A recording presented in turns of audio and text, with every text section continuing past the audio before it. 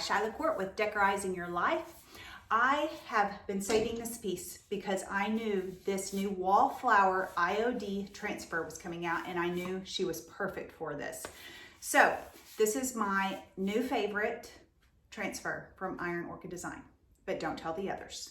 That's what I tell my kids. I'm like, you're my favorite, but don't tell the others. So that's what we got going on here.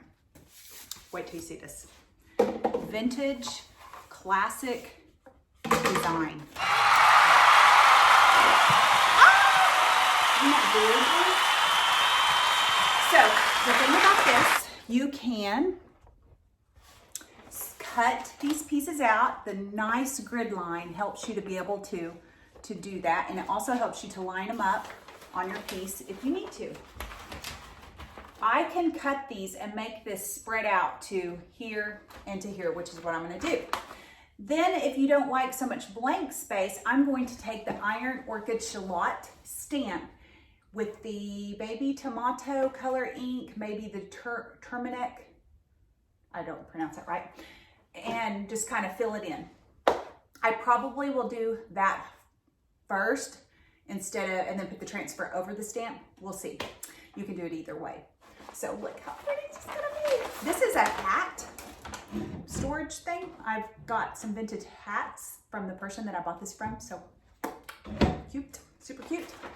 I want to keep this super bad, but my husband says everything's for sale because I try to only get things I really love, and so it's really hard to let them go, you know?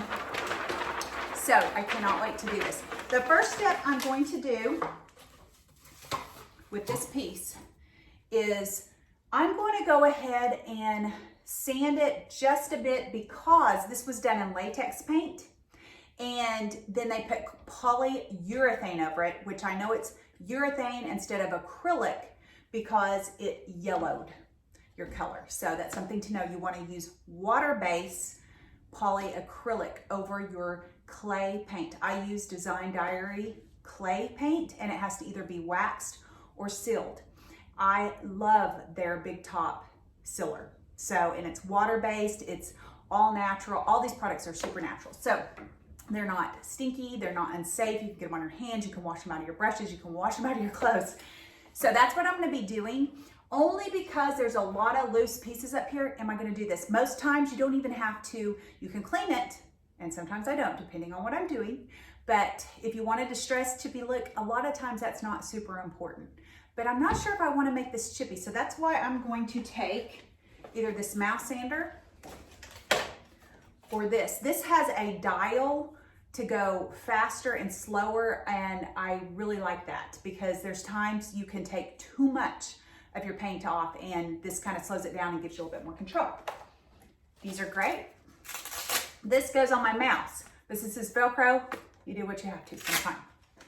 Okay, you can get these at Harbor Freight. You can get a little higher end at another hardware store, and they do last longer if you get the higher end ones, but these are fine. And so this has a little angle, kind of get into places better, so I like that. So if you're gonna use this, just, you know, we don't do it like the old days, take it down to the bare bones sand. No, don't do that. Just give it some grip, give it some tooth, and that's what you can do with these.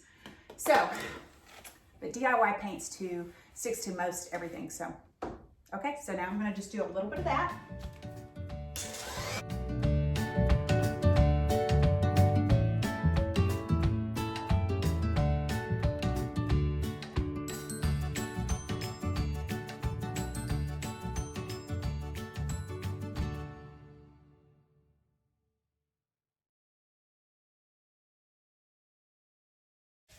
As I'm working with this, I can tell it's not gonna be too chippy, and I love chippy. I had not planned to do this chippy at all, but I love that dark wood. I love that dark wood showing under there.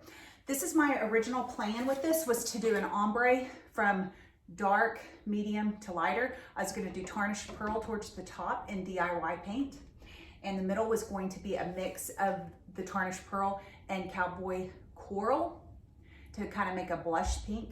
And then the bottom was going to be metallic gold and kind of fade it up into ombre.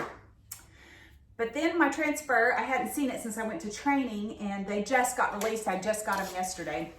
It really didn't have a lot of the blush in there. So, not sure which direction I'm gonna go with this.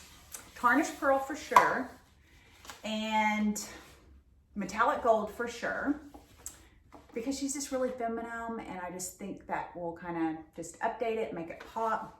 And I will post a picture of my inspiration piece that I've been holding on to, just waiting for what I wanted it to be used on. So, I don't know. I took a vote on Facebook, what should I paint her? And I was so excited because everybody mentioned bright colors or color instead of the farmhouse white or gray. And I was just like, yes, they're still out there. I like both styles. So, okay, so we're gonna just get on cleaning the piece next.